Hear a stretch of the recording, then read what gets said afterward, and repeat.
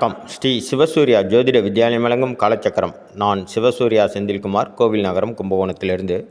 நம்ம தொடர்ந்து வைநாசிக நட்சத்திரத்தை பற்றி பார்த்துட்டு வர்றதுனால உங்களுக்கு ஒரு முக்கியமான விஷயம் சொல்கிறேன். அதாவது ஜோதிட நுணுக்கத்தில் இது ரொம்ப ரொம்ப முக்கியமானது. நான் ஒவ்வொரு பதிவிலையும் சொல்லியிருக்கேன். அதாவது சந்திரன் எந்த நட்சத்திரத்தில் நிற்கிதோ அதுக்கு 22வது நட்சத்திரம் சந்திரனை பழி வாங்குற மாதிரி அந்த ஜாதகரையும் பழி வாங்கும் அப்படின்னு.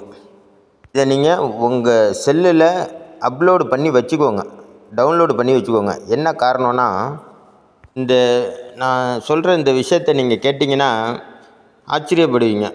ஆனால் அதுதான் உண்மை. உங்களுக்கு எந்த நட்சத்திரமாக வேணாலும் இருக்கலாம். அதாவது நீங்கள் பிறந்த நட்சத்திரம் எது வேணாலும் இருக்கலாம். நீங்கள் அஸ்வினியில் பிறந்திருக்கலாம், இல்லை பரணியில் பிறந்திருக்கலாம், அல்லது கார்த்திகை, ரோகிணி, மிருகசீரிஷம்னு இந்த 27 நட்சத்திரத்தில் நீங்கள் எதை வேணாலும் ஜென்ம நட்சத்திரமாக கொண்டு பிறந்திருக்கலாம். அதாவது சந்திரன் உங்கள் நட்சத்திரத்தில் பயணிக்கும்போது நீங்கள் பிறந்திருக்கலாம். இந்த ஜென்ம நட்சத்திரத்துக்கு 22வது நட்சத்திரம் வைநாசிக நட்சத்திரம் அப்படின்றது நம்ம பதிவை பார்க்குற எல்லாருக்குமே ரொம்ப சுலபமாக புரிஞ்சிருப்பீங்க. அதே போல் அந்த 22வது நட்சத்திரத்துக்கு நீங்கள் பிறந்த நட்சத்திரம் 7வது நட்சத்திரமாக இருக்கும். அப்போது அந்த 22வது நட்சத்திரம் உங்கள் நட்சத்திரத்தை சித்திரவதை பண்ண போகுது, உங்கள் நட்சத்திரத்தை நாசம் பண்ண போகுது அப்படின்னு அர்த்தம்.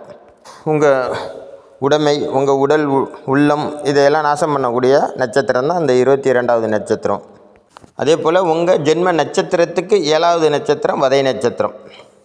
இப்போ பாருங்கள், உங்கள் ஜென்ம நட்சத்திரத்தில் சந்திரன் பயணிக்கும்போது கோச்சாரத்தில் அந்த 22வது நட்சத்திரம்னு சொல்லக்கூடிய வைநாசிக நட்சத்திரத்தில் அந்த நட்சத்திராதிபதி உங்களுக்கு எந்த ராசியாக, உங்களுக்கு எந்த நட்சத்திரமானாலும் இருக்கலாம் ஜென்ம நட்சத்திரம், அதுக்கு 22வது நட்சத்திரம் வைநாசிக நட்சத்திரம் அப்படிங்கிறது நல்லா புரிஞ்சிருப்பீங்க.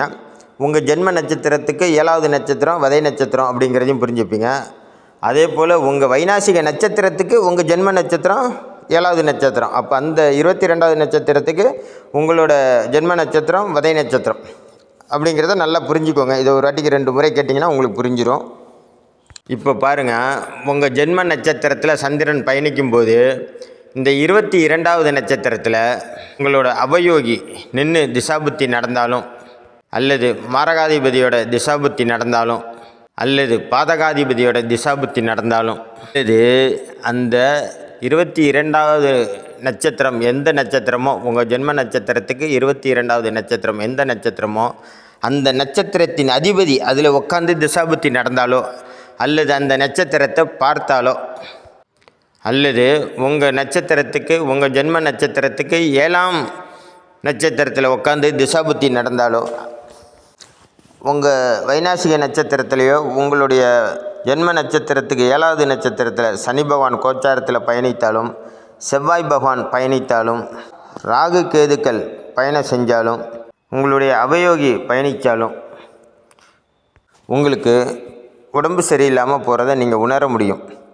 இதுவே அந்த நேரத்தில் உங்களுக்கு நாமயோகம், கண்ட நாமயோகமோ அல்லது அதிகண்ட நாமயோகமோ இருந்துச்சு அப்படின்னா, நீங்கள் ஆஸ்பத்திரியில் போய் டாக்டர்கிட்ட ஊசி போட்டிங்கன்னா அது செப்டிக் ஆகி அதை ஆப்ரேஷன் பண்ணுறதுக்கு திரும்ப நீங்கள் பெட்டில் அட்மிஷன் ஆகி அதை ஆப்ரேஷன் பண்ணி அதில் கிழித்து உங்களுக்கு தையல் போட்டு நீங்கள் வீடு வந்து சேர்கிறதுக்குள்ளேயும் மரண வேதனையை சந்திச்சுட்டு வந்துடுவீங்க.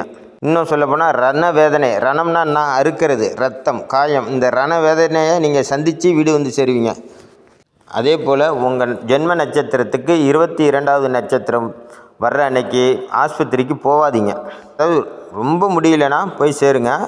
நார்மலாக இருந்துச்சுன்னா மறுநாள் கூட போகலாம். 23வது நட்சத்திரம் வரும்போது கூட நீங்கள் போகலாம். ஆனால் அந்த 22வது நட்சத்திரம் வர்ற அன்னைக்கு நீங்கள் போனீங்கன்னா கண்டிப்பாக பெரும் பிரச்சனையில் அதை கொண்டு விட்டுரும்.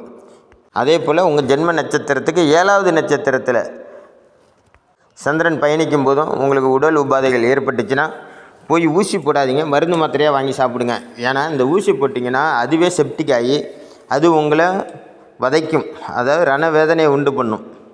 அதே மாதிரி இந்த ஆப்ரேஷன் பண்ணணும், இந்த தேதியில் ஆப்ரேஷன் பண்ணணும் அப்படின்னு நீங்கள் ஒரு முடிவுக்கு வந்துட்டீங்க அப்படின்னா உங்கள் ஜென்ம நட்சத்திரத்துக்கு 7வது நட்சத்திரம் 22வது நட்சத்திரத்திலலாம் நீங்கள் அறுவை சிகிச்சை செய்ய சம்மதிக்காதீங்க. நீங்கள் அந்த மாதிரி அறுவை சிகிச்சை செய்ய சம்மதிச்சிங்கன்னா அது உங்களை ஆஸ்பத்திரியிலேயே இருக்க வச்சிரும். அதான் வந்து அந்த புண்ணு அவ்வளோ சீக்கிரமாக ஆறாது. அதனால் நீங்கள் ரொம்ப கஷ்டத்தை சந்திக்க வேண்டியிருக்கும், உடல் ரீதியாகவும் மன ரீதியாகவும். உங்களுக்கு அறுவை சிகிச்சை செய்யணும் அப்படின்னா ஒரு சிம்பிளாக ஒன்று சொல்கிறேன். உங்கள் ஜென்ம நட்சத்திரம் வந்துச்சுன்னா செய்யாதீங்க. அதாவது ரொம்ப ஈஸியாக புரிஞ்சுக்கோங்க. 1, 3, 5, 7 இந்த நம்பர்லாம் கூட்டுத்தொகையாக வரும்போது செய்யாதீங்க. அதாவது ஜென்ம நட்சத்திரம், உங்கள் நட்சத்திரத்துக்கு 3வது நட்சத்திரம், உங்கள் நட்சத்திரத்துக்கு 5வது நட்சத்திரம், உங்கள் நட்சத்திரத்துக்கு 7வது நட்சத்திரம், இதெல்லாம் வந்தால் அறுவை சிகிச்சை செய்ய அன்றைக்கி ஒத்துக்காதீங்க.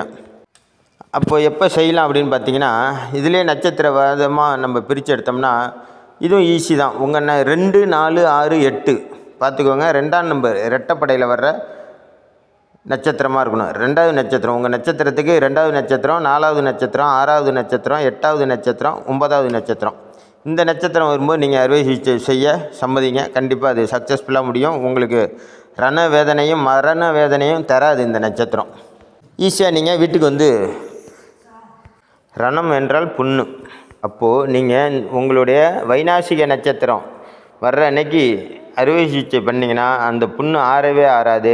அது செப்டிக் ஆகி அதை குணப்படுத்துறதுக்கு திரும்ப இன்னொரு டாக்டரை பார்க்க வேண்டியது இருக்கும். அதுக்காக பெட்டில் சேர வேண்டியதாக இருக்கும். அதே போல் தான் ஊசி போடுறதா இருந்தாலும் இந்த வைநாசிக நட்சத்திரத்தை அன்னைக்கு ஊசி போடாதீங்க. அது அப்படியே செப்டிக்காக கூட ஆயிரும். உங்களுக்கு கோச்சாரத்தில் கிரகங்கள் சரியில்லாத நட்சத்திரத்தில் பயணிக்கும்போது.